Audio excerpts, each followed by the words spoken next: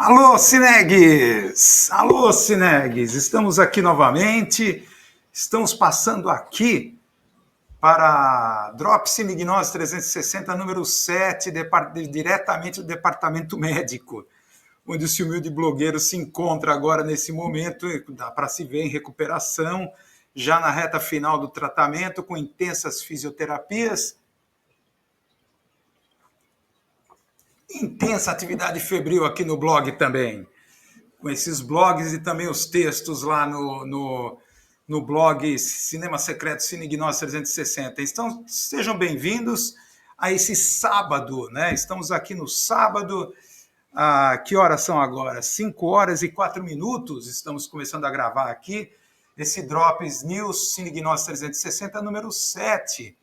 Então, só para relembrar que enquanto esse humilde blogueiro estiver nessa condição, entregue ao departamento médico após um acidente, né, com esse colar cervical Filadélfia, né, a gente vai continuar nesse formato aqui, drops, né, até a gente voltar às tradicionais e costumeiras lives, né, tal, que eu já estou com muitas saudades delas, né, porque realmente a live não se compara, os drops não se comparam com a emoção do ao vivo, né? O ao vivo é sempre mais dramático, é sempre muito mais emocionante, como a gente vem falando aqui nas lives, nessa distinção da estratégia do governo entre comunicação propaganda versus comunicação acontecimento, né? Tudo que é ao vivo é muito mais, tem uma carga de dramaticidade muito maior, né? Então, novamente, sejam bem-vindos aqui, aqueles que estão chegando agora, aqui a nosso Drops News Cine Gnose 360, número 7, tá? E hoje temos muita coisa para ver, muita coisa para ver. Dá para ver as últimas notícias, né, que a gente está acompanhando. Eis que Bolsonaro novamente se entrega ao departamento médico, né? Sente novamente o bucho dele se distendendo e novamente se coloca a culpa na facada, né? Em 2018, na fakeada, muitos dizem, né? Minhas suspeitas cada vez mais ficam fortes, foi tudo fake, né? E o que é interessante é que recorrentemente essas crises ocorrem em momentos agudos, como agora a tramitação da PL da anistia, né? Que conforme já cantada a bola aqui, até as pedras do Cais do Porto de Santos já sabiam, conseguiram o número de votos suficientes no Congresso. Tudo depende do Hugo Mota lá, do presidente, se para nele, se entra, ele dá emergência ou não.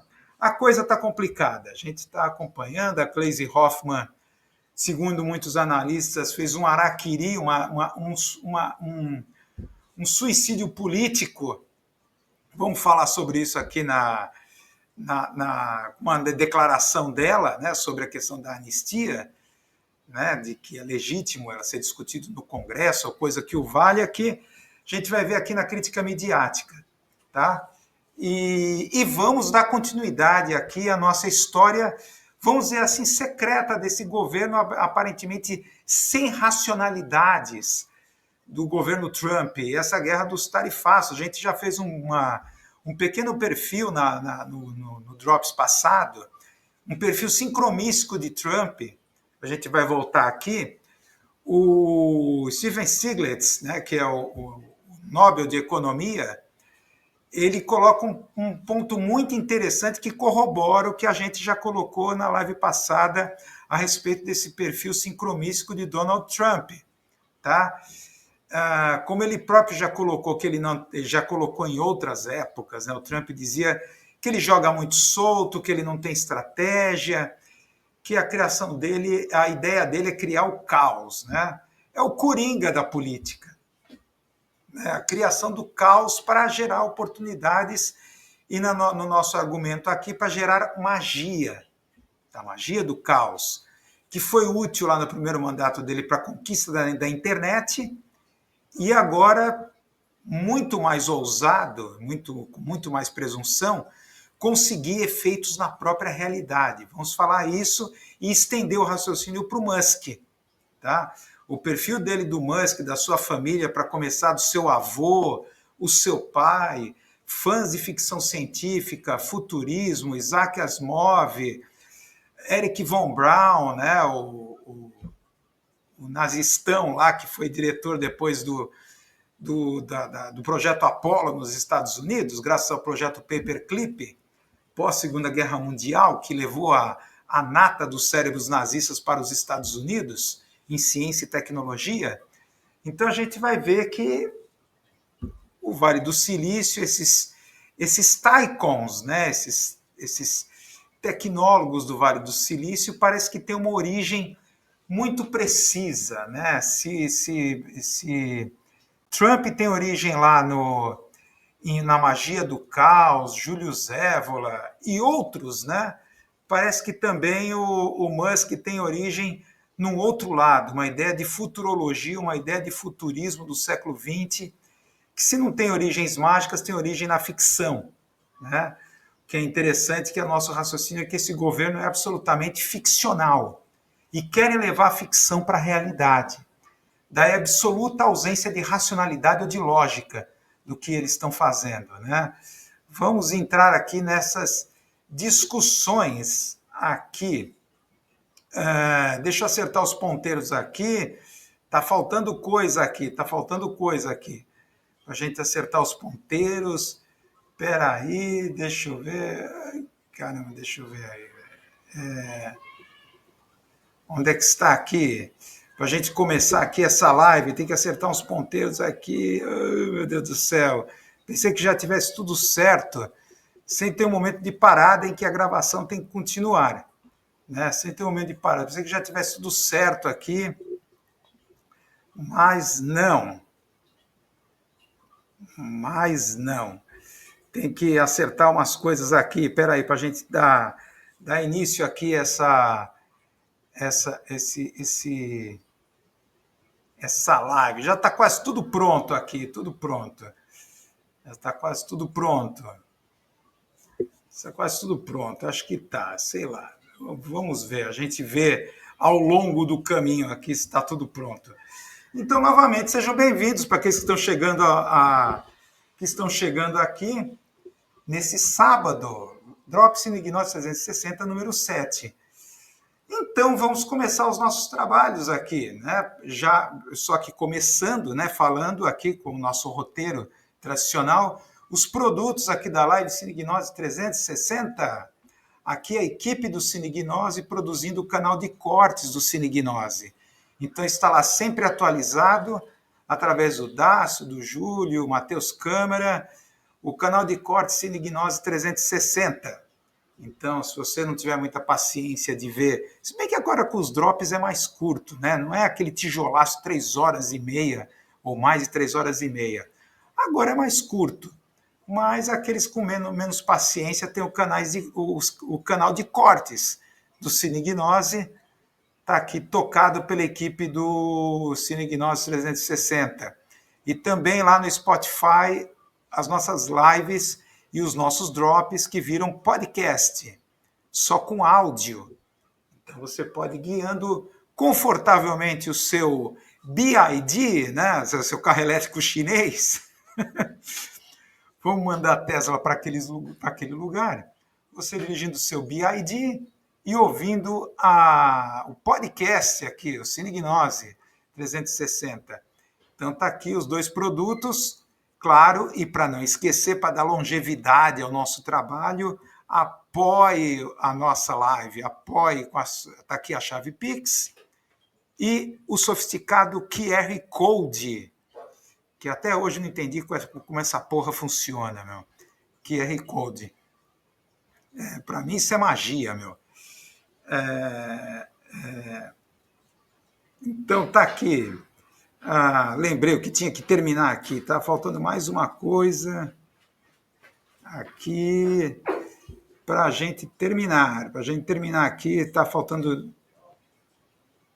mais uma coisa aqui. Para a gente terminar, para a gente entrar aqui definitivamente nos trabalhos. Está faltando uma outra coisa aqui.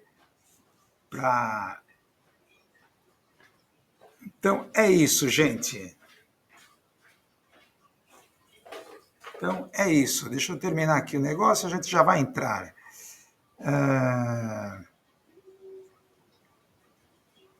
Onde é que está aqui? Deixa eu ver. Meu perdido aqui o negócio. Tá aqui. Não contava com a minha astúcia. Então tá aqui. Finalmente agora vamos começar o nosso trabalho, né? Tá aqui. Vamos começar os nossos trabalhos de hoje. Muito bem.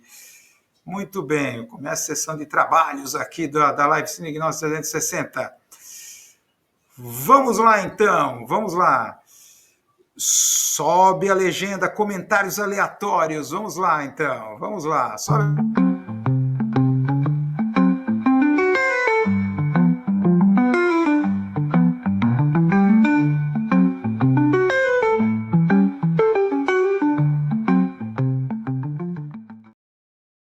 Subiu a vinheta. Vamos começar, então, aqui. Primeiro comentário aleatório.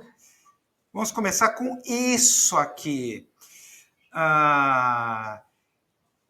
É interessante, olha, isso aqui dá margem a uma longa conversa, né? Uma longa conversa. É interessante o caso da Preta Gil, é interessante como o sofrimento, muitos detalhes da vida pessoal das pessoas, das celebridades, está cada vez mais instagramável. No caso da Preta Gil, vocês devem estar acompanhando, o calvário dela, que parece com câncer intestinal, uma coisa assim, como o sofrimento dela se tornou uma coisa instagramável. Isso é um fenômeno comportamental, parece que é o paroxismo daquilo que está se transformando as redes sociais. Tá?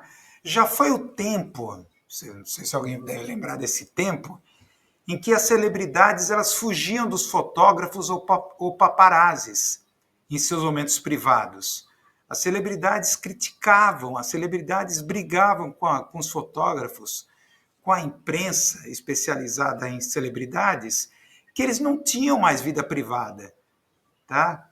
Que a vida deles era cada vez mais exposta por causa da fama.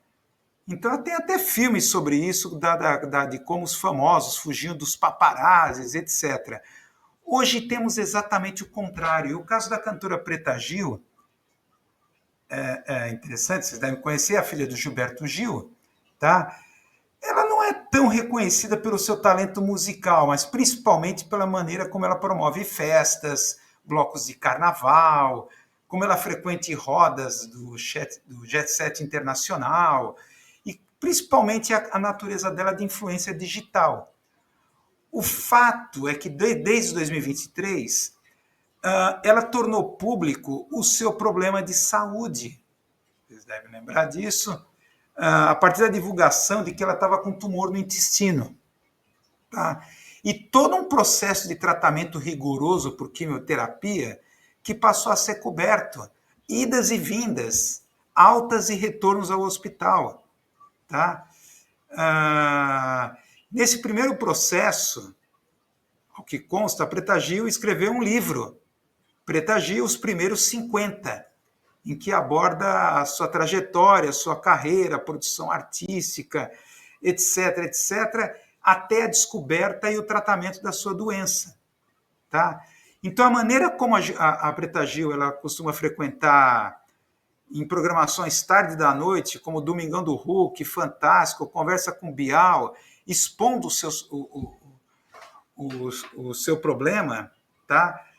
Cria esse paradoxo de que com a Preta Gil cada vez mais a doença se torna instagramável. Tá?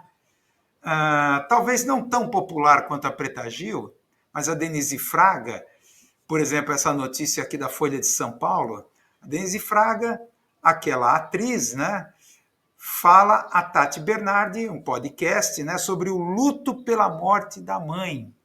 Em Si Ela Não Sabe, Quem Sabe. É o nome do podcast. A atriz está no episódio de estreia da segunda temporada de podcast que houve mulheres com mais de 50 anos.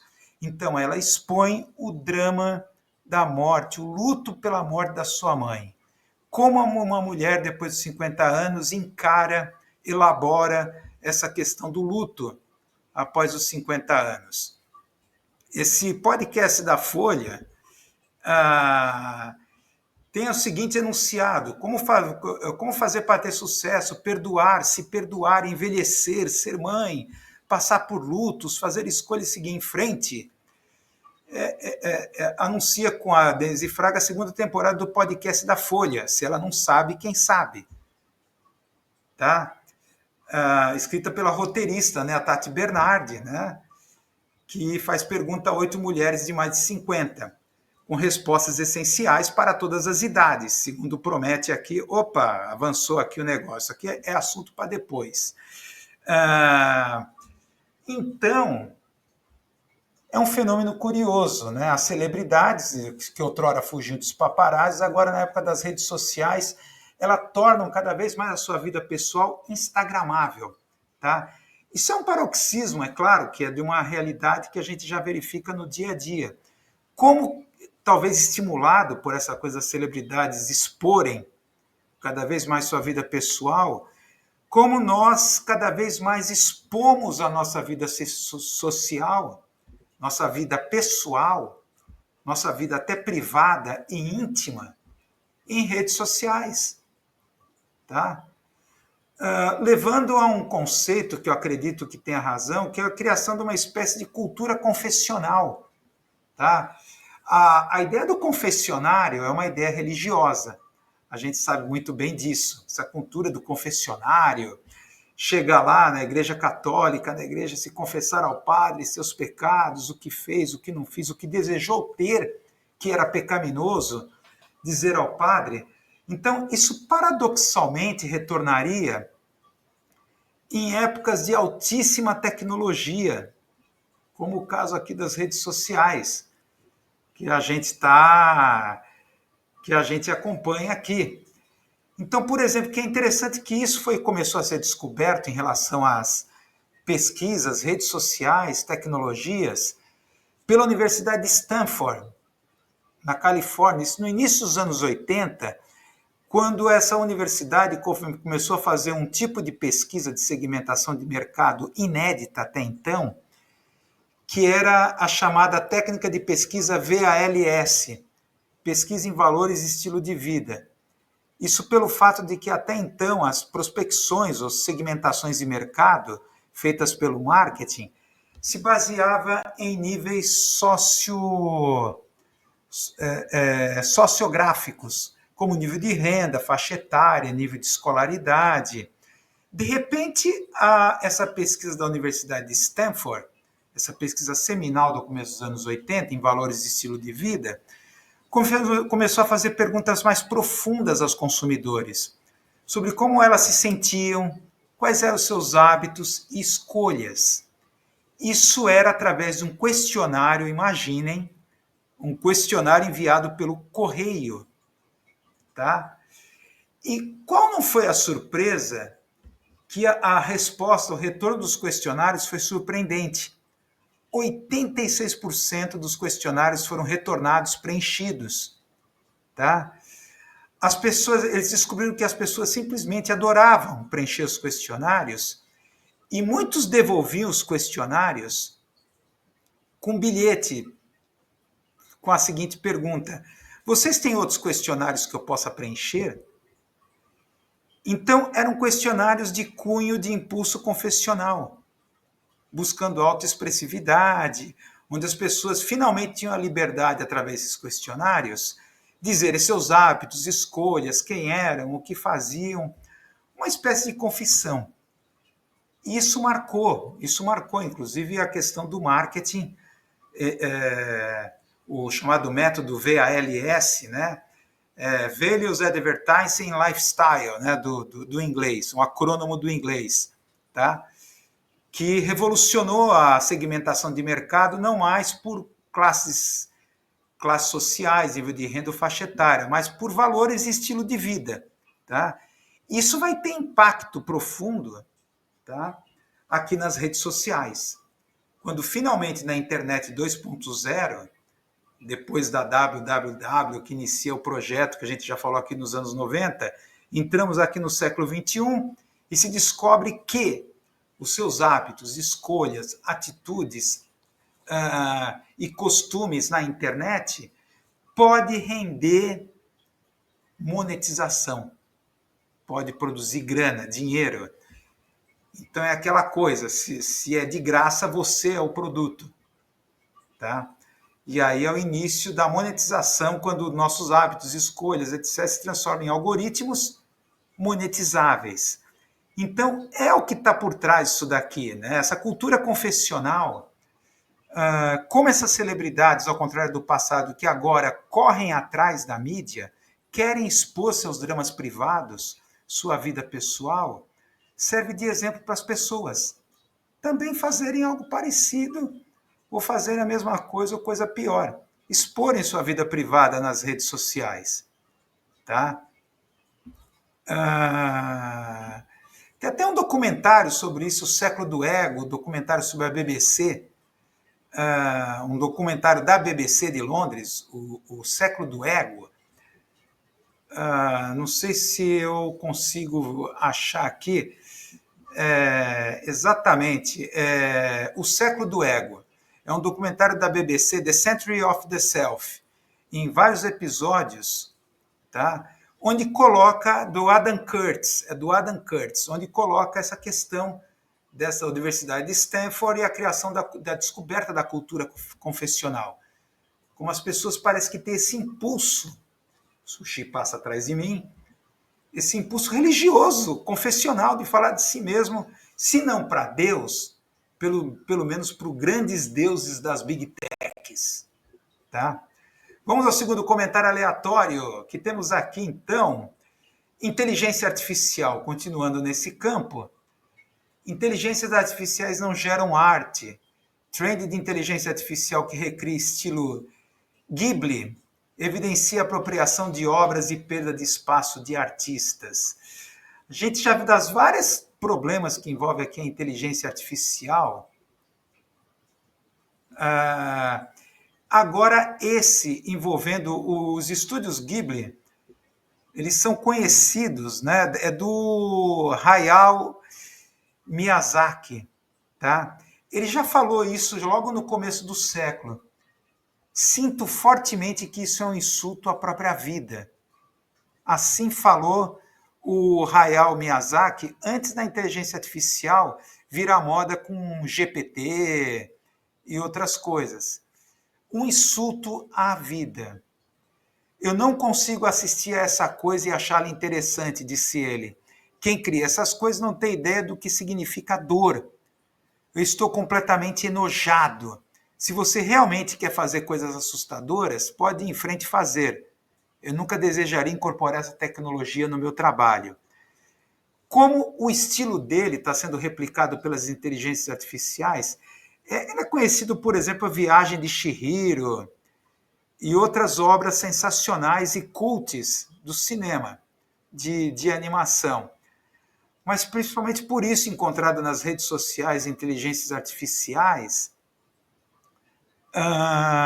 imagens fabricadas por inteligência artificial e divulgadas em redes sociais da Casa Branca, das Forças Armadas de Israel e da Polícia Militar de São Paulo, emulando o estilo do estúdio Ghibli. Tá? Isso realmente, olha, a questão das inteligências artificiais a gente coloca de diversas formas, já falando tanto no aspecto energético, eles são absolutamente não sustentáveis, exige uma quantidade de energia e de água para refrigerar os mainframes, os processadores gigantescos dos data centers de inteligência artificial, que torna a coisa não sustentável ecologicamente, apesar do discurso da tecnologia limpa. E em termos do domínio da internet, a inteligência artificial cada vez mais está dominando a internet. Aquilo que a gente acha que é produção humana, na verdade é produção de inteligência artificial. Vê isso daqui o exército israelense e a própria Rota de São Paulo produzindo material para tornar mais palatável, mais amigável esses conteúdos, que são violentos, agressivos, emulando esse estilo desse famoso estúdio japonês. Tá? Então é aquela coisa, além de tudo, tem a questão dos direitos autorais, copyright. Como ele próprio falou, você imagina a dor, o sofrimento, o esforço que é necessário para desenvolver um traço, um estilo, que de repente vem a inteligência artificial e copia, tá? Emula e coloca para outras finalidades que não a finalidade original dentro da ideologia do autor. A mesma repulsa, o Maurício de Souza também está experimentando, né? O Maurício de Souza, ao ver o seu estilo, o seu material, circulando nas redes sociais. Maurício de Souza, a Maurício de Souza Produções, ela se posicionou oficialmente contra o uso da inteligência artificial na criação de conteúdos baseados no traço, no estilo e até nos personagens da Turma da Mônica. Ele resolveu se posicionar mais publicamente depois que ele viu seus personagens clássicos viralizarem em redes sociais, distorcendo o estilo, valores de suas histórias originais, como essa que vocês estão vendo, envolvendo o ataque do World Trade Center. Essa coisa aqui sádica. Vamos pegar um avião até aqueles prédios altos? Vai ser uma viagem muito linda. Deu uma porrada lá no World Trade Center. Realmente, a inteligência artificial, ela está entrando num processo catabólico, né, que se chama. A gente já abordou isso daqui. Em que cada vez os motores de busca baseados em inteligência artificial estão colocando nos seus resultados conteúdos que a própria inteligência artificial criou, criando um resultado tautológico, tautista. Né? Como assim a pessoa faminta, né, passando desnutrida, em que o organismo entra num processo catabólico, parece que é isso, que começa a consumir a própria musculatura. Depois que a gordura desapareceu, consome a própria musculatura para poder sobreviver. Tá? O que a gente vê aqui é esse fenômeno das inteligências artificiais, que estão dominando a tal ponto a internet, em que ela já não consegue mais distinguir aquilo que é produzido pelo conteúdo humano, aquilo que é produzido pela própria inteligência artificial. Então ela já está consumindo-se a si própria, entrando num processo autorreferencial tautista. Tá? Então isso é complicado. Tá? Então é isso. Vamos lá então, sobe a vinheta para o segundo quadro aqui do nosso Drops. Vamos lá.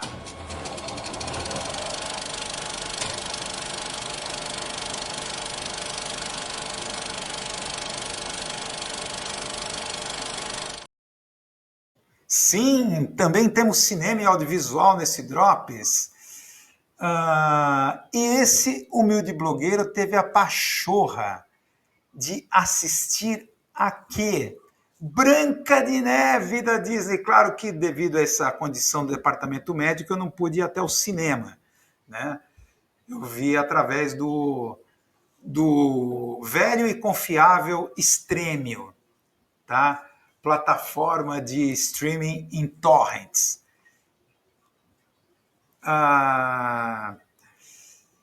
Um reboot, uma versão agora da Walt Disney, agora em live action. Tá? Já havia toda uma discussão, havia uma espécie de marketing negativo, uma polêmica envolvendo todo esse filme aqui da Branca de Neve, mas parece que a releitura que os estúdios Disney estão fazendo da Branca de Neve acabou dividindo os críticos de cinema. Somente lá nos Estados Unidos. Vocês devem saber que é um fracasso de bilheteria. Tá? Tá se tornando um dos maiores fracassos dos estúdios Disney, essa adaptação em live action dos seus clássicos animados. Tá? Pra Só para vocês terem uma ideia, nesses 3 primeiros meses de bilheteria, não conseguiu ainda cobrir os custos da produção. O que está preocupando muito os estúdios Disney. Tá? Das duas, uma, ou os críticos norte-americanos denunciam que a culpa é a releitura excessivamente esquerdista, é a expressão que eles usam, da nova produção. Claro que essa nova produção, seguindo a tendência atual, recorrente na filmografia, no cinema e audiovisual, desde o filme Parasita, do premiado filme sul-coreano Parasita, a introdução de temas como a luta de classes, a desigualdade social e assim por diante. E a maneira que, como também é incorporado aqui no próprio filme. Também se coloca outros críticos. Na verdade, isso aqui está revelando uma fadiga das princesas da Disney. Ninguém quer mais ver princesas da Disney, embora eles tenham feito uma releitura da princesa, mas coloca o fenômeno da fadiga das princesas da Disney. Segundo esse humilde blogueiro, nenhum nem outro. Tá? Nenhum dos dois estão com razão. Em primeiro lugar, a crítica norte-americana e também parte da crítica brasileira, ao falar em esquerdismo, eles estão confundindo com o wokeísmo. Há uma tendência lá nos Estados Unidos em confundir a esquerda com a ideologia woke, o wokeísmo, que foi a principal motivação desse reboot da Branca de Neve. Tá?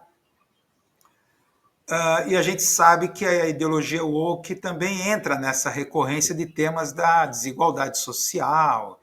Eles não usam o termo luta de classes, eles usam o termo interseccionalidade, sendo que a desigualdade é dada por uma política de identidades. Tá? Mas também tem uma outra questão, o filme perdeu o timing. O filme estava em produção, não sei se vocês sabem disso, desde 2019. Estava em produção. Ele passou a ganhar tração com a escolha da atriz Raquel Zegler no papel da Branca de Neve. Tá? A questão é que a atriz é de ascendência latina, ela é colombiana. Não sei se vocês sabem disso. Ela é colombiana. Então, isso dá uma forte intencionalidade woke. A ideia de fazer uma versão da Branca de Neve mais com maior diversidade, etc, etc. Ganhou tração. 2019, estamos no final do primeiro mandato do governo Trump. Então, a ideologia woke estava em ascensão. Então, era líquido e certo que nas novas eleições, se não me engano, em 2020, os democratas ganhariam, como de fato ganharam a eleição. O Biden assumiu, e aí chegou ao auge da ideologia woke, que a gente sabe que é a ideologia do neoliberalismo progressista dos novos democratas norte-americanos. Tá?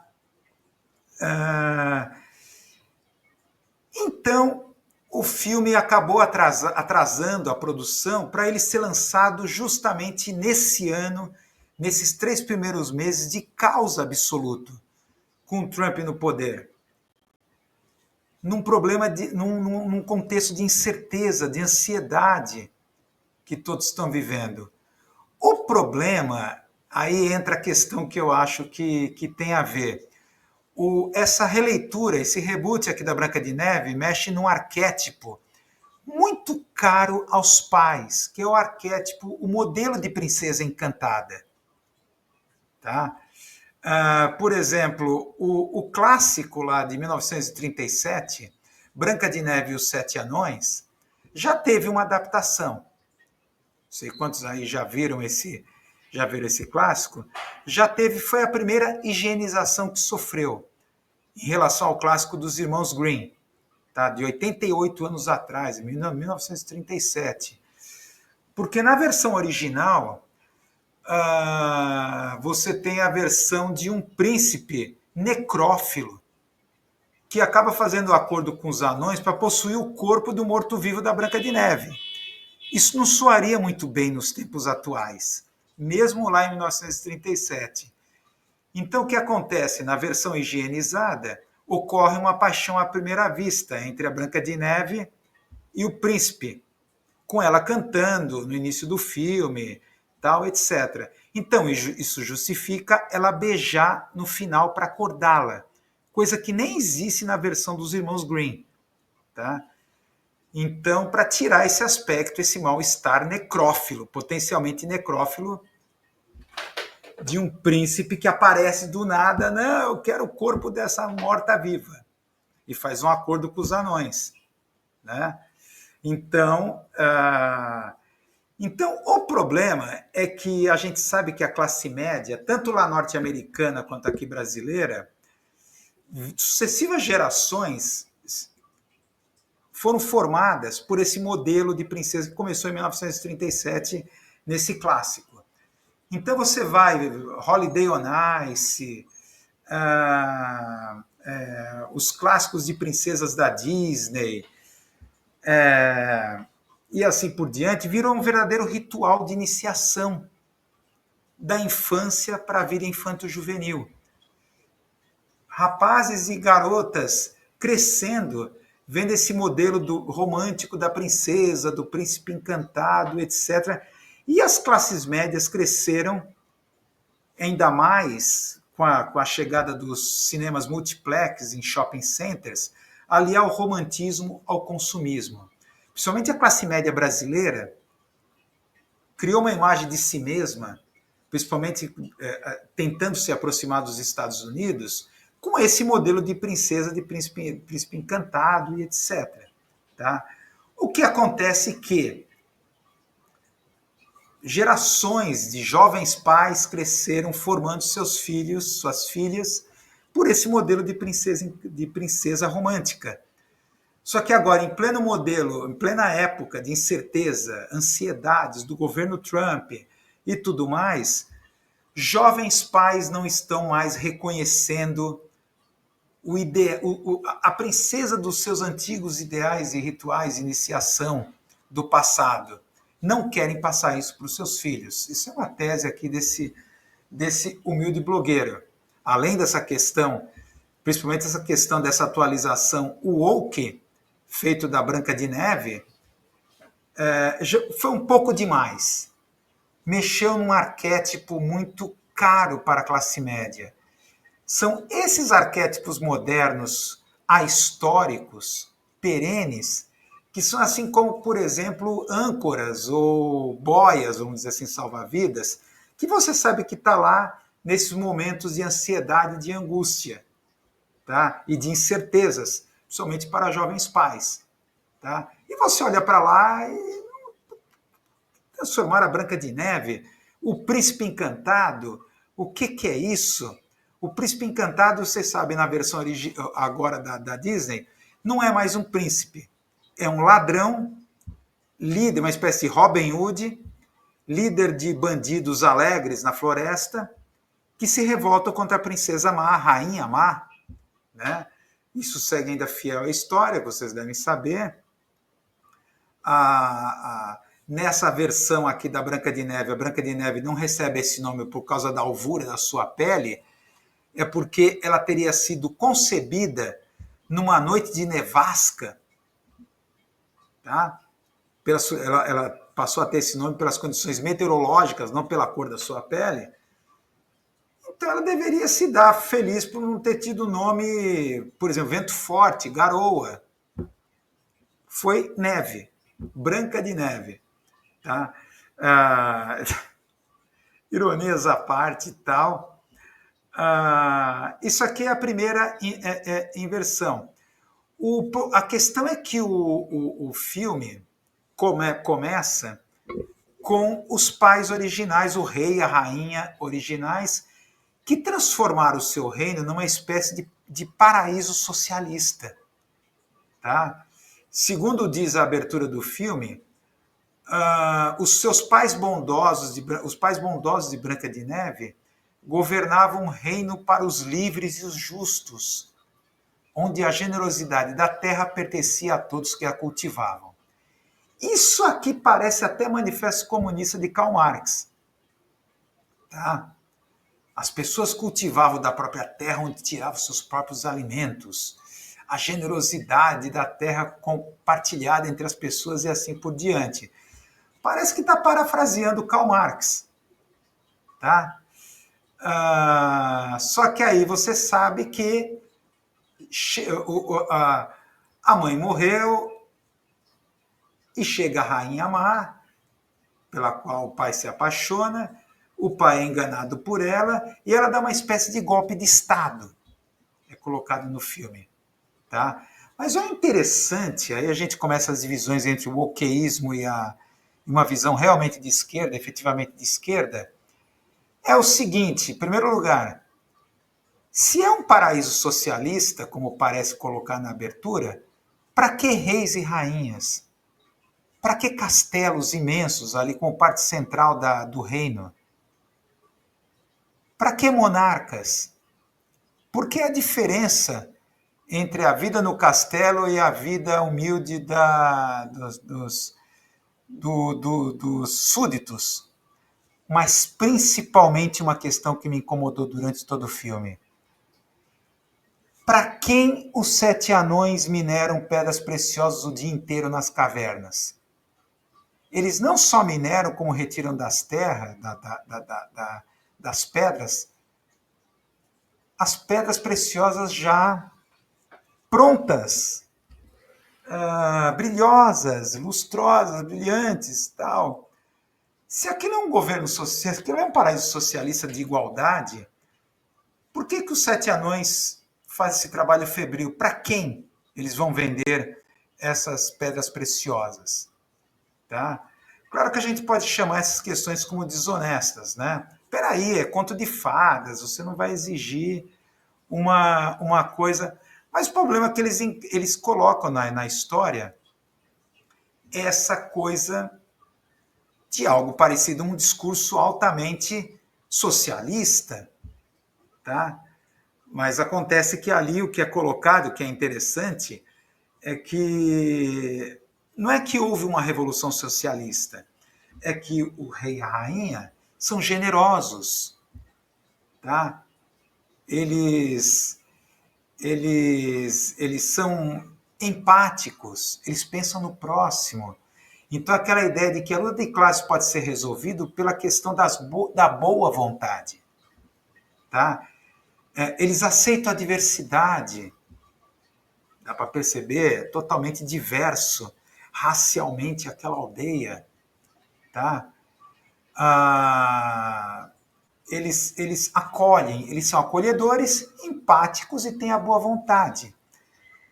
Dessa maneira que é resolvida, foi feita a revolução e aquilo virou um paraíso socialista que a rainha má vai acabar com tudo.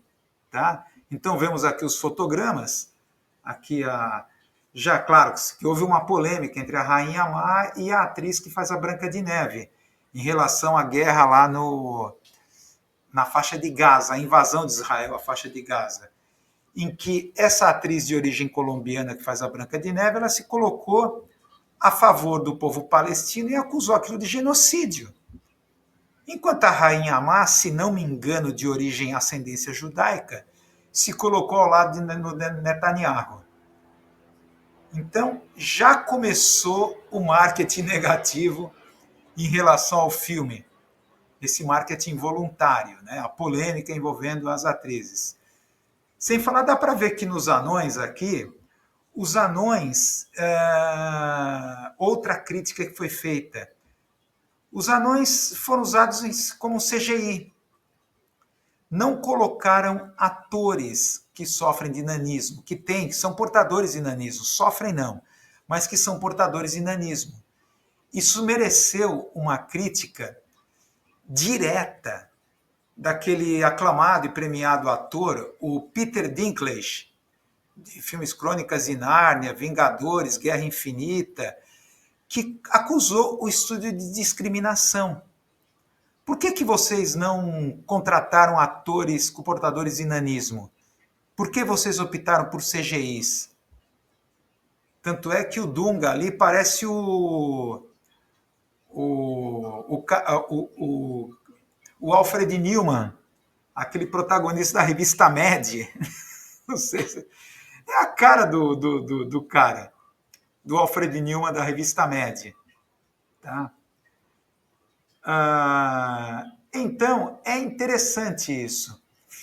O que mais incomoda é que a crítica norte-americana, e inclusive muitos críticos aqui no Brasil, a maneira como confundiram, o problema é que a releitura foi muito esquerdista. Na verdade, não foi esquerdista, foi woke totalmente. Deixa eu até pegar o livro aqui.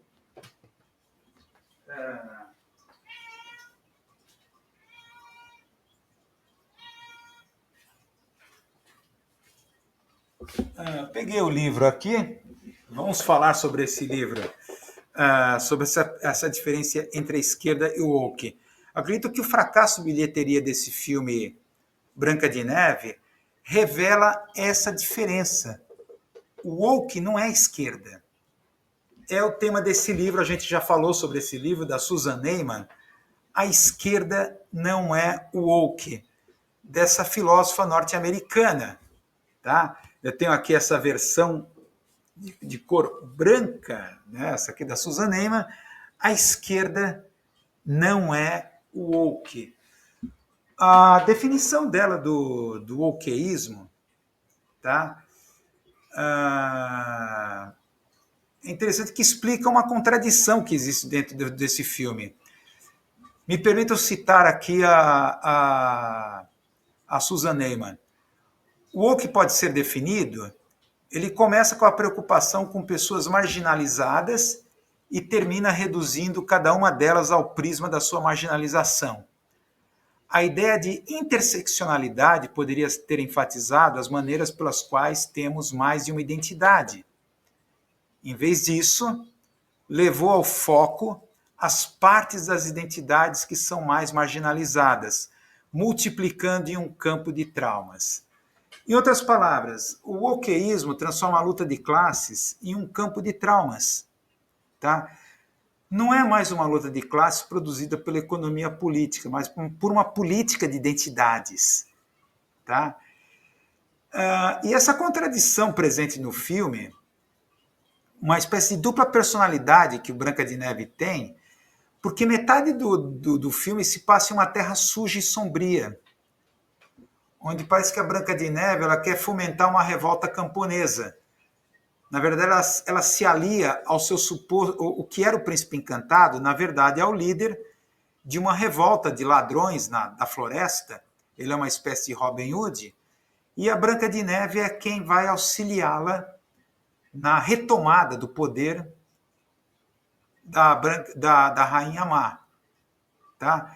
E a outra metade do filme se passa num reino de fantasia alegre, colorido, habitado por aristocratas bondosos e belos.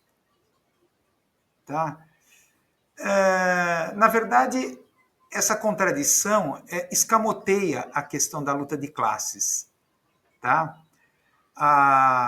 Em Branca de Neve, no filme, a luta de classes não passa de uma interseccionalidade, tá? Que cria um campo de traumas, como fala aqui a Susan Neiman. A Rainha Má ela acabou com o paraíso socialista. Por quê? Não porque ela é burguesa, porque ela quer explorar o excedente econômico, a mais-valia, etc. Porque ela é egoísta e narcisista. Isso traumatizou o povo. Que o povo da aldeia, a gente percebe já no final do filme, que eles caíram numa espécie de esquecimento, eles esqueceram dos seus próprios traumas. Tá? Porque eles esqueceram quem eles foram no começo do filme, diversos e empáticos. Eles acabaram se tornando soldados cruéis da rainha. Tá? Mesmo sabendo que suas famílias passam fome. O reino da Rainha Má acabou sendo dominado pela fome e pela desigualdade social. Razão pela qual surgem os ladrões, seguidos pelo aquele que era o príncipe, o Jonathan, né, que é o nome do cara, liderando um Robin Hood que lidera ladrões que roubam dos ricos para dar para os pobres. Tá? Os aspectos estruturais, classistas e econômicos foram esquecidos. Agora, a questão é uma coisa que não me saiu da cabeça o filme inteiro. Por que esses anões trabalham febrilmente para tirar pedras preciosas daquela caverna? Tá? Aí que tá, se o filme fosse realmente marxista, esquerdista, teria dado a resposta. Tá? Porque essas pedras preciosas, tá, são da monarquia, dos reis e rainhas, que criam a desigualdade e a luta de classes. Tá? E eles são explorados, porque apesar deles extraírem tanta riqueza daquela caverna, moram naquela casa humilde da floresta. Um pardieiro, na verdade, como é mostrado no filme Branca de Neve. Tá? Essa é uma questão que me incomodou ao ver o filme, né? Esse filme live action. Por ser uma motivação woke, não responde a isso, é simplesmente jogado. Tá? Jogado isso. É muita pedra preciosa que eles tiram. Tá? Se realmente o filme fosse marxista, realmente fosse esquerdista, como parte da crítica norte-americana quer fazer entender, tá? Realmente daria uma resposta para isso. Então fiquem atentos a esse filme Branca de Neve. É interessante, mas como o blog Cinema Secreto Cine Gnóstico se interessa por uma coisa dessa, tal, porque é interessante ver esses, não assistir apenas a filmes de arte, né? Mas também assistir essas besteiras, porque elas refletem um zeitgeist, um espírito de época. E principalmente esse espírito de época do wokeísmo, tá? Que acaba se confundindo com a esquerda. Tá? Então, está aqui esse livro, recomendo aqui, da Susan Neiman, A Esquerda Não É o Woke, que responde, coloca os pingos nos is. Na verdade, a ideologia woke é uma criação desses novos democratas, o neoliberalismo progressista, justamente para escamotear as questões de economia política, para transformar tudo em política de identidade. Transforma a luta de classes, o campo da luta de classes, em campo de traumas. Né? Muito boa essa definição dada pela Susan Neiman. Né? Vamos lá, então. Sobe vinheta!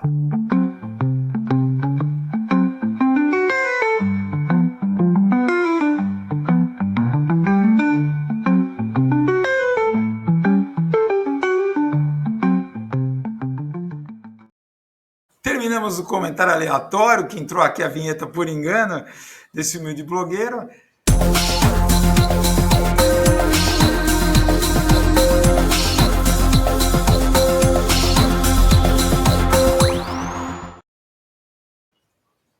Tá meio confuso as coisas aqui. É uma questão aqui muito simples para explicar. Esse humilde blogueiro está tentando, tá voltando a mexer no Windows. Esse aqui é o problema. Está acostumado com o ambiente do Mac, o sistema operacional do Mac, estou reaprendendo a trabalhar com Windows. Então, de vez em quando aqui aperto umas coisas achando que isso aqui é um Mac, mas na verdade voltei ao Windows, né? Crítica midiática. Então, finalmente aqui a vinheta crítica midiática. Como sempre a gente começa, vamos começar pelo feijão com arroz, né? Aqui da crítica midiática. O cotidiano, o dia a dia. Olha só, vocês devem ter acompanhado isso, um ambulante senegalês, comerciante senegalês é morto pela PM em São Paulo. Naquelas batidas, com toda a delicadeza, claro, todo o respeito à lei, que é próprio da Polícia Militar aqui de São Paulo, do Tarcisão, tá? Eles fizeram uma operação de repressão a produtos contrabandeados, lá na região do Brás, ali aquela região central que é conhecida. E foram para cima desse ambulante senegalês, que estava com esse carrinho, com a sua muamba, ele defendendo com a sua própria vida, como de fato acabou defendendo com a própria vida. Provavelmente tudo que ele tinha estava ali em mercadoria naquele pequeno carrinho. Ele tentou de todas as formas, imagina, quase 20 policiais em volta. O ambulante senegalês pega uma barra de ferro para tentar reagir, dá um tiro nele.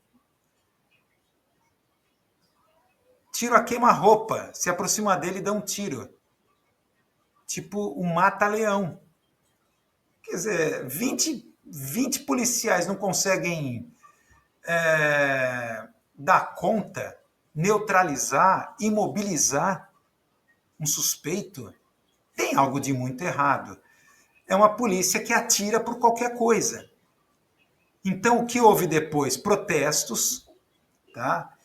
E aí, polícia brasileira é racista. Protesto por morte de ambulante pela PM foi, claro, rapidamente reprimida com todo o toque de violência que é próprio aqui da PM do Tarcísio de Freitas, o Tarcisão. Duas coisas para se falar disso daqui. Em primeiro lugar, a militarização da Polícia Militar. Tá? Estavam lá misturado Polícia Militar e GCM também, que já também está militarizada. Tá? A Guarda Metropolitana, não é mais Guarda Patrimonial. Tá?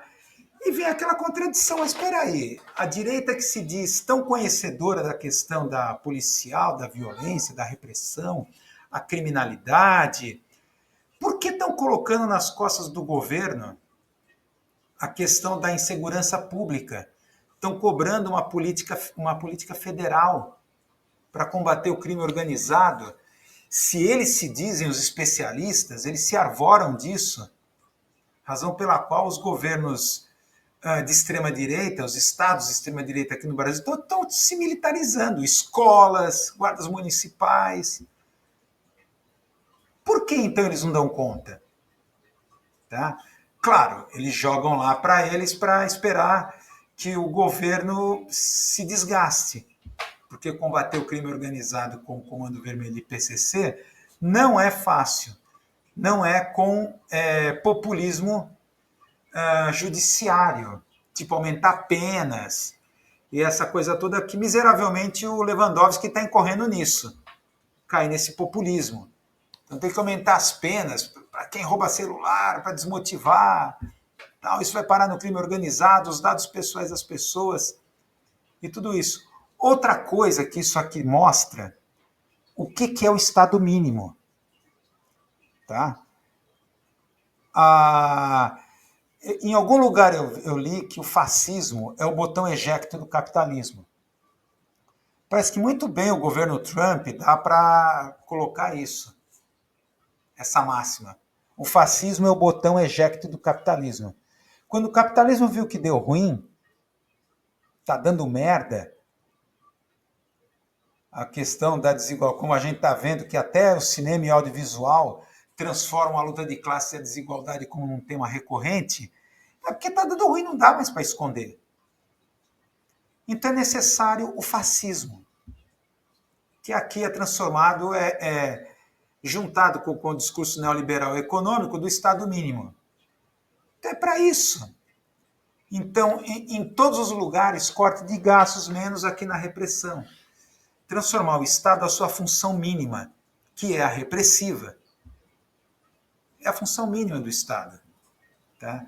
É isso que eles estão fazendo. Então, eles estão querendo jogar, não, segurança não tem a ver com inteligência, não tem a ver com uma política de planejamento mais amplo, tal, que agora estão jogando no governo. Tipo, estão colocando assim, você, governo Lula, Lewandowski, vai lá enxugar gelo, porque nós aqui nos estados vamos seguindo a cartilha do Estado mínimo. Cortamos tudo, educação, saúde, etc, etc. Transformamos a vida urbana cada vez mais frágil ao clima extremo, como eles falam, tá? E investe nisso, repressão. É o Estado reduzido à sua função mínima, que é a repressiva. Tá? Tá aí o Tarcísio de Freitas. E para terminar aqui, cá para nós, o noticiário o que faz? Primeiro transforma isso em confusão. Teve uma confusão no Brás. Não é um confronto, não é repressão, é uma confusão. Segundo, como blindam o Tarcísio de Freitas, o Tarcísio o moderado. Estamos esperando a resposta da Secretaria de Segurança Pública, mas até agora ela não veio. Dizem os apresentadores dos telejornais. Candidamente falam isso. Estamos esperando até agora a resposta. Tipo assim, por favor, manda um e-mail, sei lá, rede social. Vocês podiam fazer o favor de responder a nossa pergunta? Tal? Eles não responderam até agora, então eles candidamente apenas lamentam isso. Isso em outras épocas, ou num outro governo, se fosse um governo mais de esquerda, certamente iria Adélio Ortiz, já escalaria para a pauta nacional um tema desse, tá? Iria lá Adélio Ortiz atrás do governador, sei lá, o Haddad, o governador de São Paulo. Estaria lá enchendo o saco dele. Estariam repórteres atrás do secretário de Segurança Pública do Estado. Tá, olha, você não quer uma palavra, câmeras em cima, o cara saindo lá da secretaria, isso não se vê mais. Como se via até algum tempo atrás. Então, simplesmente espera vir pelos canais legais, rede social, que agora, principalmente, é a resposta por rede social que eles esperam. Então, candidamente, eles falam, até agora não conseguimos o retorno. O secretário, a Secretaria de Segurança Pública não nos respondeu. Nem é o secretário, é a Secretaria de Segurança Pública, para sugerir um problema burocrático que teve. Não foi o secretário, é a Secretaria da Segurança Pública. Mas vamos avançar, uma semiótica da inflação dos alimentos. Está aqui um infográfico da Globo News. Quais os alimentos mais caros na mesa? Tomate rise again. Lembram como o tomate foi a estrela do governo Dilma? Da grande crise, a crise dos tomates. Né? Até lá, Ana Maria Braga, me aparece com um colar de tomates. Vocês devem lembrar muito bem disso. Tá? Tomate rise again. Aparece. E o café. Claro, o tomate, claro, pode ser uma viagem, mas é a cor vermelha, a cor do PT, e assim por diante. O vermelho do tomate é ótimo. Uma grande estrela.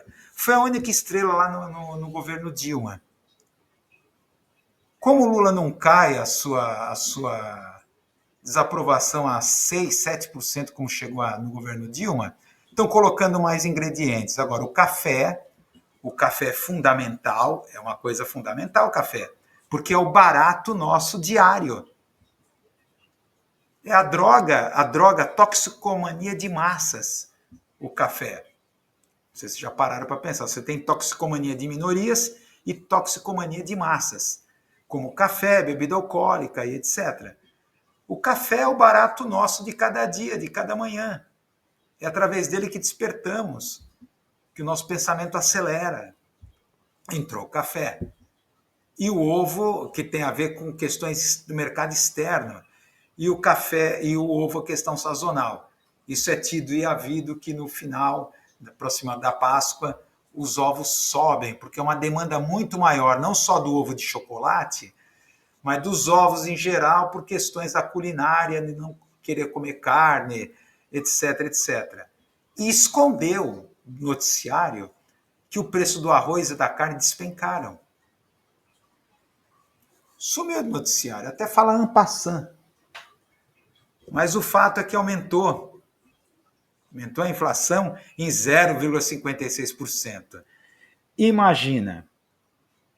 É o caos. Estamos assim num descontrole econômico assim total. Então é aquilo que eu falo. A gente já discutiu a questão do pesquisismo no Drops passado. É aquela coisa de misturar o sazonal com o estrutural. Sim, os preços estão subindo e muitos, como o caso do café, questões que têm a ver com o mercado externo, o preço, né, a referência em relação ao mercado externo, etc. Ainda mais agora O dólar, ora sobe, ora cai por causa dessa loucura da guerra tarifária do Trump, etc. São pressões inflacionárias. Tem a questão estrutural e sazonal. Eles misturam tudo num único balaio, o que eu chamo de rocambole informativo, rocambole semiótico. Misturam tudo, colocam tudo como uma única causa, o descontrole econômico do governo, que deve ser combatido com o quê? Vocês conseguem descobrir. Tem que ser combatido com o quê? Aumento dos juros. Política monetarista. Tá? Do jeito que a banca gosta, do jeito que a banca quer. Manter a política alta, exorbitante de juros aqui no Brasil. Aqui está caindo o microfone, Então vamos lá, vamos continuar aqui a nossa. Vamos começar. E aí, é claro, olha lá. Tramitação da PL da anistia é derrota para o Planalto. Tudo que é possível cavar derrota, desgaste para o governo, agora é da PL da anistia. É incrível como o jornalismo corporativo, no fundo, está torcendo para que o presidente Hugo Mota passe isso como prioridade. Lá pela banca, pela mesa diretora da Câmara dos Deputados. Sim, mas eles não eram contra o golpe de Estado, a ameaça à democracia. Isso é da boca para fora, que na verdade eles veem como uma oportunidade de mais outro desgaste. Tá? Como agora já sentiu, como a gente já está vendo, Moraes concede prisão domiciliar a homem que sentou em sua cadeira no 8/1. Deu aqui o UOL. Tá? Vê só que coisa, o ministro do STF, Alexandre de Moraes, concedeu prisão de domiciliar a Aido Francisco Lima, que participou da invasão à sede da corte e fez uma live sentado na cadeira do magistrado durante os atos antidemocráticos de 8 de janeiro em Brasília. Em outras palavras, cada vez mais, com essa discussão de dosimetria, iniciado pela grande mídia, estão chegando à mesma conclusão da extrema-direita, o mesmo discurso da extrema-direita. Aquilo não foi tentativa de golpe de Estado. Foi um grupo de vamos dizer assim, de arruaceiros que depredaram próprios públicos. E não foi golpe de Estado e etc. Essa decisão aqui do Moraes, o homem que sentou na sua cadeira e fez uma live sentando na sua cadeira, na depredação total que vocês viram do STF que fizeram. Vê lá, após reunião com o Hugo Mota, Bolsonaro pede análise da PL da anistia. Urgência já tem assinaturas necessárias. Conseguiram as assinaturas necessárias. Isso não significa que já vai correr em ritmo emergencial. Depende do presidente aqui do Hugo Mota. Tá? Mas eles já conseguiram. O presidente Jair Bolsonaro solicitou que a PL fosse enxugada. Tá? E ele teve reuniões secretas. Teve um encontro com o presidente da Câmara, Hugo Mota. Tá? Cujo teor da conversa ficou sob sigilo. É interessante esse cara, o Bolsonaro. Tá? Já vamos falar mais sobre ele. E aí o que a Glaze faz? Suicídio político, muitos disseram. Fiz uma fala mal colocada. Já dá para sentir que o gato subiu no telhado. Desculpa, Sushi, eu falando de gato aqui.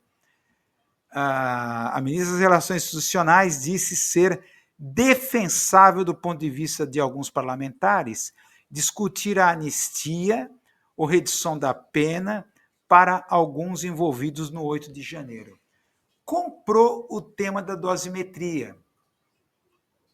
Comprou o tema de que tudo aquilo não passou de depredação, não foi tentativa de golpe de Estado. O que eu concordo de uma outra maneira. Vocês sabem muito bem disso. Aquilo ali foi uma típica estratégia de alopragem política da extrema-direita, simular uma tentativa de golpe de Estado, aquilo que a gente já explicou várias vezes aqui na live, né? Lá na live, na teoria do fliperama. Joga a bolinha, então faz um monte de gente pensar que está fazendo história, enquanto os articuladores, esses que lançaram a bolinha com o lançador do fliperama, para a bolinha começar a bater, estão aí como o Bolsonaro. Livre, leve e soltos. Cadê o Bolsonaro? Estava lá em Rio Grande do Norte, passou mal. O que esse cara, sem cargo, inelegível, que porra de pauta ele tem lá no sertão do Rio Grande do Norte, visitar diversas cidades? Que porra de assunto ele teve com o Hugo Mota? Uma conversa secreta, cujo conteúdo está em sigilo, às vésperas dessa PL da anistia poder passar na mesa diretora.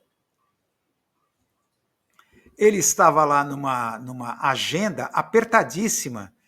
Aí ele sentiu, foi aperto na barriga. Médico de Bolsonaro não descarta nova cirurgia e faz mistério. Do jeito que as coisas estão. Esse enigmático Antônio Luiz Macedo fez suspense. Ele é próprio um suspense. Passou mal, chama esse cara. Não pode outro médico. É ele. Tá? Que não descarta uma transferência para São Paulo, sinalizando uma nova cirurgia. O timing, a recorrência, é que sempre isso ocorre nesses momentos cruciais. Agora o momento da PL da anistia passar na mesa diretora da Câmara, isso significar uma derrota, não só do Poder Executivo, como principalmente do Judiciário. Seria a desmoralização total. É isso que fez a extrema-direita. A extrema-direita quer levar, ao criar essa alopragem política, a simulação, no domingo à tarde, ao vivo, em rede nacional, um golpe de Estado, old fashion, tá? Levar essa situação de desmoralização total. No final vai dar 20 anos para aquele pessoal de pena. Aí vem a questão das doses, aí a Débora do batom e tudo mais. De algozes se tornam vítimas. Vítima da não dosimetria dos magistrados do STF, da não aplicação exata dos princípios da dosimetria. Tá? É aquela coisa de lidar com o golpe de Estado como crime. Deu nisso, dá nisso. Tentativa de golpe de Estado é um crime político, não é um crime penal. Então, por todas as datavênias e todas as... Aí surge isso. Mas vamos lá, eu vou mostrar agora um vídeo do Stephen Stiglitz, o economista prêmio Nobel, tá? Joseph Stiglitz, tá?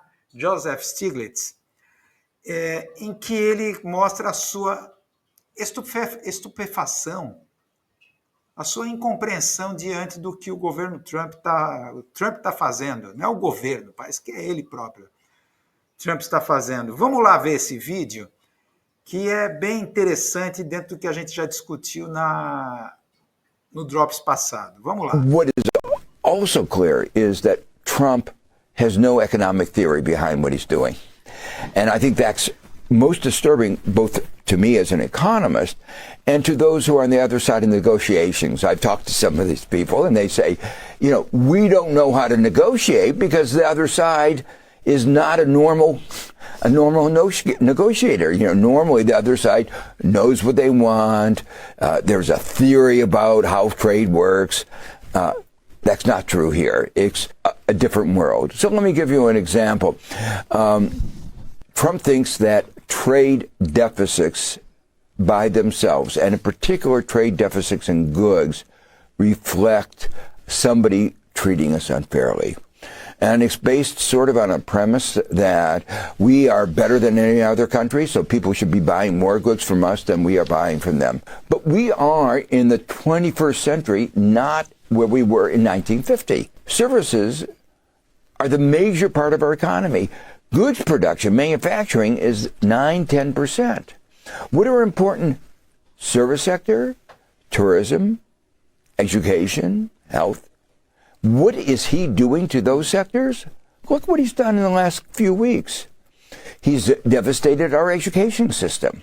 The way his immigration people have treated those wanting to come into our country with valid passports, visas, has discouraged tourism. So he is hell-bent at hurting America's major export industry, tourism, and education. I've talked to firms that have thought about bringing manufacturing back to the United States. They say we don't have the logistics, we don't have the supply chains that you need to bring complex manufacturing back. And modern manufacturing is robotic.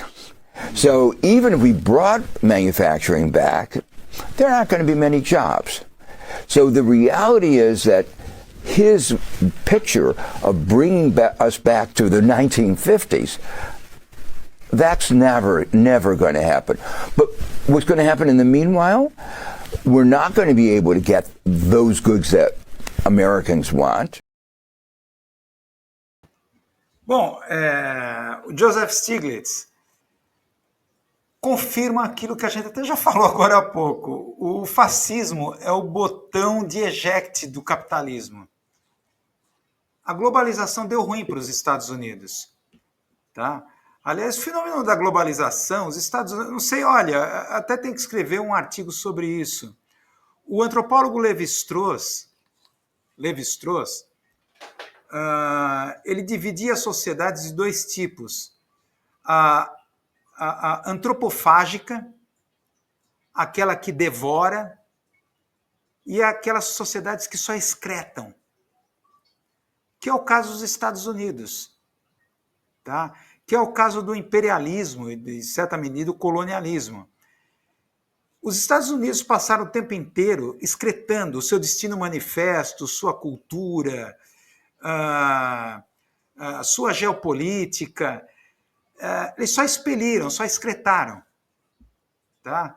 Então, o seu jogo geopolítico foi levar a indústria para a Ásia, suas plantas industriais, transformar ali os Estados Unidos em um país tecnológico, inteligência artificial, design, computação, e assim por diante. Enquanto lá, na Ásia, fazia-se o hardware, os eletrodomésticos, os automóveis, o hardware dos computadores, etc. E dessa maneira, eles excretaram para o mundo a sua geopolítica. Tá? Propositalmente mantiveram balanças comerciais deficitárias, como a do Japão, por exemplo, para levantar esses países para o Plano Marshall, para a Europa. E agora deu ruim. Por quê? Restou um país, como o Joseph Stiglitz coloca, um país que só tem o quê? Turismo, saúde, setor de serviços. É um país que só consome, ele não produz. O que ele tem a oferecer são serviços. E é justamente isso que o Trump, com essa guerra tarifária, está colocando contra, jogando contra. Tá? Sabe que essa guerra de preços só aumenta o custo, por exemplo, a começar do iPhone. Tá? Razão pela qual tiveram que comprar uma quantidade enorme, sem os preços, sem as tarifas atualizadas da Índia. Tá? As pessoas estão correndo nos Estados Unidos para atualizar os seus iPhones, vai ser impraticável. Tá? Se bem que parece que ele deu para trás agora, diminuiu a taxa da tarifa em 90 dias, tal, etc, etc. Mas como o Joseph Stiglitz colocou, ele é um negociador diferente, porque parece que não há uma equipe econômica, não há teoria econômica por trás do que ele está colocando.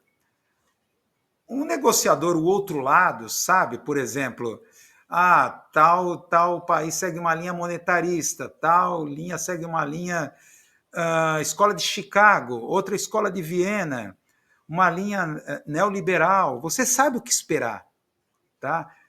Mas o Trump é completamente... Ele não está se baseando em teorias econômicas, em racionalidade econômica para o que ele está fazendo.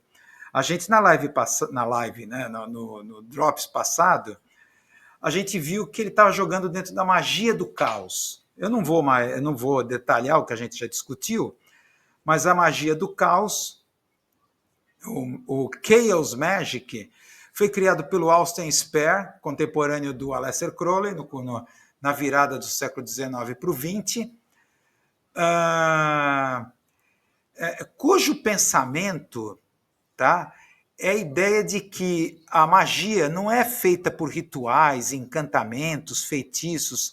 A magia é unicamente feita pela própria mente.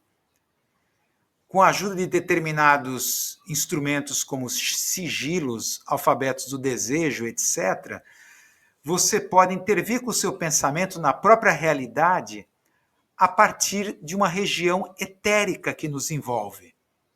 Tá? Isso é claro, isso fez ele, na Golden Dawn, se contrapor ao Aleister Crowley. Mas o Steve Bannon retoma essas ideias antigas através de Julius Evola, esse filósofo ocultista italiano na época da Segunda Guerra Mundial, que ele defendia a sinarquia, que é o oposto da anarquia, onde uma elite tecnocrática dominaria. Tá? Steve Bannon, a partir de Julius Evola, e a partir desse site que vocês estão vendo, o Breitbart, ele começa a trazer essas ideias que vão levar até a magia do caos do Austin Spare. Tá? E a gente viu também na live passada que nos Estados Unidos a magia do caos ela vem através da teoria do pensamento positivo e toda essa literatura de autoajuda. Esse livro, The Power of Positive Thinking, é os fundamentos seminais da autoajuda norte-americana, antes de neurolinguística e essas coisas que é chover no molhado. Tá? O Norman Vincent Peale, que foi amigo pessoal do jovem Donald Trump, de que com a força do pensamento positivo você pode sim alterar realidades. Tá? Segundo a nossa discussão no drop passado, isso começou lá no primeiro mandato, na campanha do primeiro mandato, com ações na internet. A primeira ação da magia do caos foi na própria internet, com a criação de sigilos e alfabetos do desejo, através de memes, simbolismos, numa atuação ocultista e sincromística na própria internet. Tá? E daí veio toda essa coisa do poder da internet, das redes sociais, a Deep Web, tal. Ele chegou ao primeiro mandato, através das teorias conspiratórias caricatas, aquela coisa Pizzagate, mas principalmente o trabalho do tipo a criação de egrégoras. O mundo etérico que nos envolve está se digitalizando, foi para a internet, está ali na internet. E nós estamos direto na internet, na interface que são essas telas. Tá? A concepção da magia, que é a ação à distância, o que é a magia? A capacidade de você agir à distância, através de encantos, através de rituais, cerimônias, você age à distância, é uma ação à distância.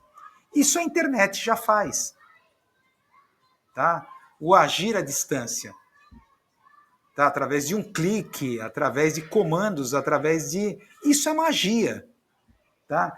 Então, o que o Trump faz é trazer a magia, o caos para dentro dessa magia da internet. Tá? E agora o que ele está tentando fazer? Trazer para a própria realidade. É a presunção de Trump. Pode ver, o guru do taifaço, que é essa pessoa que descobriram que a equipe econômica o Peter Navarro, é um nome que passou a ser bastante ventilado, ele se baseia num economista, as ideias, supostas teorias de um economista fictício, que jamais existiu. Não sei o que, Vara, uma coisa assim que falamos na live passada. Enquanto o G.D. Vance, ele considera os chineses com camponeses. É a visão que eles têm. Na verdade, os americanos vivem num mundo ficcional. Eles são os donos da indústria do entretenimento, na indústria da ficção pós-moderna. Eles próprios criaram uma ficção do que é o próprio mundo. E é a partir desse trabalho da ficção que eles querem chegar na própria realidade. Então,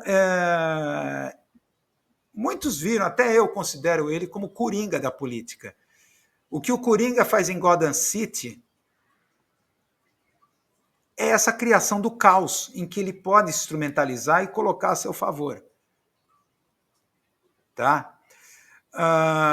Então, o que foi o trabalho na internet, lá na vitória dele em 2016, é agora na própria realidade. Tá? E isso que o Jonathan Stiglitz fala, ele não há nenhuma teoria econômica evidente no que ele está fazendo. Isso confunde os negociadores, porque fica imprevisível. A imprevisibilidade é a grande discussão, a grande diagnóstico que está sendo feito em relação à política do Trump. Na minha opinião, claro que a ideia de que é um bufão, ele não sabe o que faz, estamos nas mãos de um louco. Eu acho que a única racionalidade é a racionalidade esotérica, ocultista maluca, que é do Chaos Magic, claro, a ideia de que a realidade pode ser moldável. Isso está presente entre coaches, que são os coaches ontológicos, né? Que você pode ganhar dinheiro se você pensar que é rico. É uma loucura isso. Mas está lá em vídeos como aquele O Segredo, por exemplo, que foi best-seller numa época, o livro e o vídeo, documentário. Se você pensar ardentemente, pode chegar um cheque para você em seu nome pelo correio. Falava assim a certa altura esse vídeo. Vamos lá, agora é a vez do Elon Musk. Tá? Essa gente está vivendo no mundo da ficção. E eles acham que é através da ficção que se altera a realidade. Por quê? Porque essa filosofia alt-right. Eles são canastrões. Porque eles venceram a comunicação. Presta atenção nisso que eu vou dizer. A sua estratégia de comunicação é vencedora porque eles emulam personagens ficcionais. Eles são tão malucos quanto personagens ficcionais. Então, por exemplo, o Trump e o Coringa. Por exemplo, do filme O Cavaleiro das Trevas. Principalmente aquele Coringa. Tá? E a gente vê como a estratégia deles é eles emularem personagens ficcionais para criar aquele fenômeno da canastrice na política. Que um candidato de extrema-direita se torna verossímil porque ele parece com um personagem que você viu no filme. Tá? O Musk é um desses caras, por isso que eles estão levando a sério, eu acho que esse governo específico, eles querem ver se transforma a realidade a partir da própria ficção. O Elon Musk, o que a gente pode falar dele? Ele se baseia numa ideia de futuro, de ficção científica, uma ideia otimista. O futuro dentro do capitalismo, a gente vai ver que surge lá com Marinette, entre os futuristas. Mas você tem que ver, em primeiro lugar, a personalidade desse cara. Em 1999, tá? Isso aqui acho que mostra muito bem a personalidade dele. É no tempo que ele estava na PayPal, que estava apenas começando. O Musk foi um dos fundadores da empresa. Está aqui o jovem Musk, em 1999. Ele me compra um McLaren Fórmula 1 de 3,5 milhões de dólares. Quando a PayPal ainda estava crescendo. Aí ele convidou o seu sócio, Peter Thiel, para dar uma volta na sua McLaren Fórmula 1 de 3,5 milhões de dólares. Não sei se vocês conhecem essa história. Aí o Peter desafiou o Musk. Então, do que esse carro é capaz? Aí o Musk, desafiado, falou, eu vou te mostrar, veja isso. O que ele fez? Em poucos minutos ele destruiu o carro. O carro decolou do chão e numa pirueta, o carro foi destruído numa batida violenta em um aterro ao lado de uma estrada lá na Califórnia. Não aconteceu nada com o Trump, porque você sabe que esses carros luxuosos têm segurança perfeita. Mas o que aconteceu? O Trump saiu dando gargalhada e falou o seguinte para o Peter Thiel, sabe o pior de tudo? O carro nem tinha seguro. O cara joga, queima dinheiro. Essa visão, esse é o Elon Musk, tá? Que agora está destruindo a Tesla. Tá? As suas ideias, a sua origem das suas ideias e todo o seu imaginário que leva a coisas tão bizarras quanto essa história, está lá entre os futuristas italianos. Eu vou começar essa história longe, tá? Entre os futuristas italianos. O futurismo italiano, você sabe que começou no início do século XX, foi liderado pelo poeta, artista plástico fascista italiano, o F.T. Marinetti, que era apoiador do ditador fascista Mussolini. Ele escreve o Manifesto do Futurismo em 1908.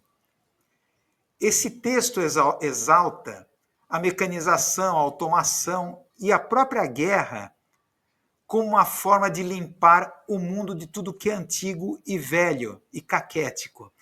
O próprio, nesse manifesto futurista, o Marinetti escrevia: a única higiene do mundo é a guerra. Então,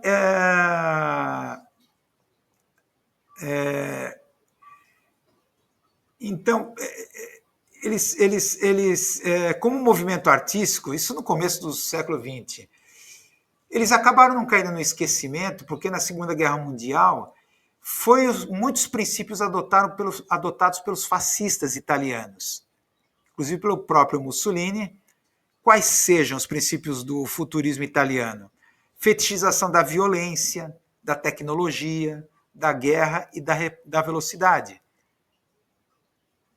Que mais? Repúdio ao passado, adoção irrestrita da nova tecnologia, independente das suas consequências, uma visão amoral da própria tecnologia. Tá? Essa ideia do futuro que surge, o futuro como a gente conhece, que foi incorporado pelo capitalismo, que passa a ser glorificado pelos filmes de ficção científica, pela literatura de ficção científica, etc., é uma invenção do capitalismo, bem diferente do futuro, é uma outra discussão, do futuro do século XIX e tal. Esse é o futuro do século XX. Tá? Os futuristas italianos, muitos artistas plásticos vão para o front lutar a favor de Mussolini, porque viam na guerra, na Segunda Guerra Mundial, o ideal da agenda futurista.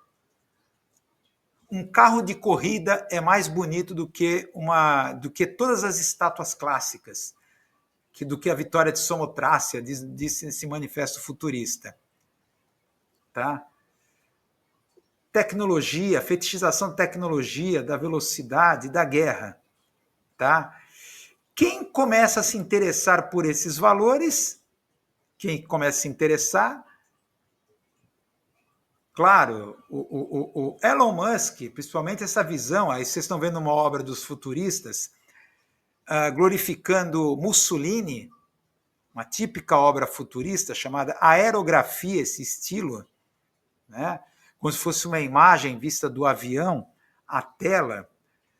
O Elon Musk começa a curtir esses ideais futuristas, principalmente a partir desses grandes ídolos que são do seu pai, Elon Musk, tá? Erich von Braun e Isaac Asimov. esse escritor de ficção científica e esse cientista de foguetes, o Eric von Braun, que fazia parte da SS e que levou os foguetes, os mísseis V2, criou os foguetes como armas de guerra, já no final da Segunda Guerra Mundial.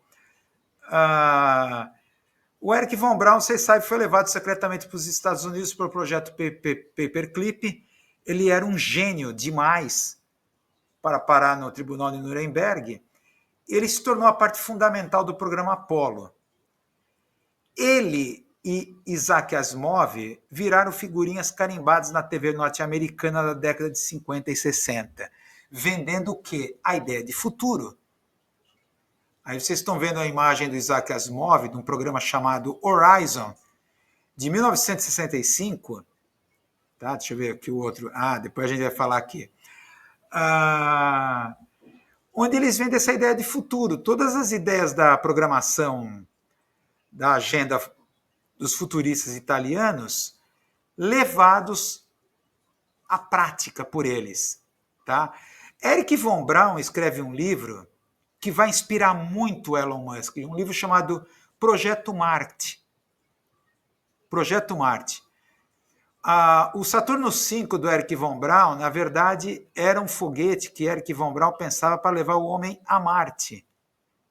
Esse era o projeto original. O livro Projeto Marte, de Eric von Braun, ele imaginava um mundo dos anos 80 unido por um governo mundial. Tá? Esse governo mundial, nesse livro, era consolidado uma espécie de estrela da morte, no estilo Star Wars. Era uma estrela da morte chamada Luneta, que rodava em órbita da Terra.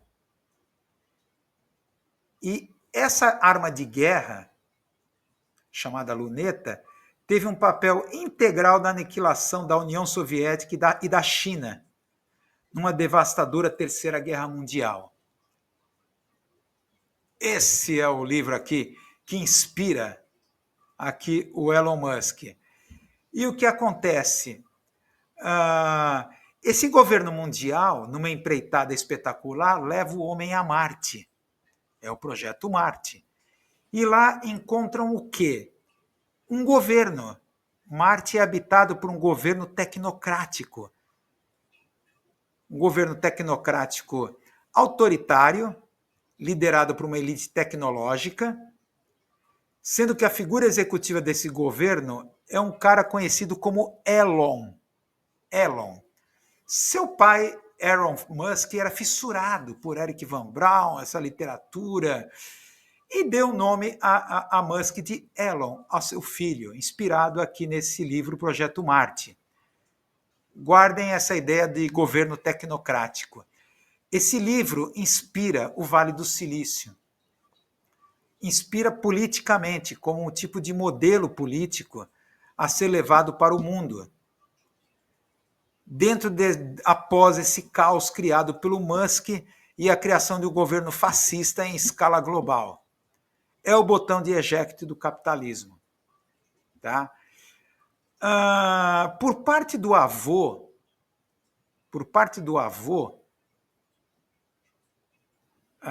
é por isso que só para dizer, por isso que o Musk está tão fissurado em Marte. Ele usa aquela camiseta, ocupemos Marte, tal. Sendo que ele também diz que se inspirou na trilogia Fundação de Isaac Asimov, que foi fundamental, inspirador para a criação da SpaceX. Tá? A ideia de que... Deixa eu tirar isso aqui por enquanto. A ideia lá na trilogia da Fundação do Isaac Asimov de que um império galáctico moribundo tal, eles conseguem, através de um líder esclarecido que atua nos bastidores, salvar a civilização humana. Esse líder tecnocrata, um matemático chamado Hari Seldon, que muitos falam que é nele que Musk se inspira. Mas também se inspira nessa ideia trazida pelo avô dele. Está aqui o avô aqui o Joshua Hadelman. Joshua Hadelman, um canadense, olha que ironia, defensor do movimento chamado tecnocrata, que se mudou para a África do Sul em 1950. E aí começou a linhagem que leva ao Elon Musk. O Joshua Hadelman, que vocês estão vendo aqui na imagem, ele era um fervoroso apoiador da Alemanha nazista e do apartheid sul-africano. O que foi a tecnocracia? Foi um movimento, vocês estão vendo aqui, norte-americano, no período da depressão econômica, está aqui tecnocracia, criada por esse engenheiro americano, Howard Scott. Ele criou uma organização chamada Technocracy Incorporated. Tá? Isso na década de 30. Ele promovia com essa instituição uma visão anticomunista, antidemocrática e antiliberal do desenvolvimento econômico. Isso à luz da Grande Depressão Econômica, tá? Que vivia os Estados Unidos naquela época. Segundo a abordagem dele, a crise econômica era resultante de um sistema de preços que governava pela liberdade de demasia do capitalismo. Então ele achava que era necessário um governo tecnocrata longe das democracias liberais. Tá? Um aspecto desse pensamento tecnocrata, desse engenheiro, Joshua, ou melhor, o Howard Scott, desse engenheiro norte-americano, ele compreendia que dentro dessa visão da tecnocracia, a classe trabalhadora, ela estaria num processo de extinção, devido ao avanço da tecnologia. Tá? Então, isso vislumbrou para ele uma utopia de uma sociedade totalmente burguesa. Porque seria uma sociedade dominada pelas máquinas, pela tecnologia. Tá? Sem trabalhadores explorados ou escravizados.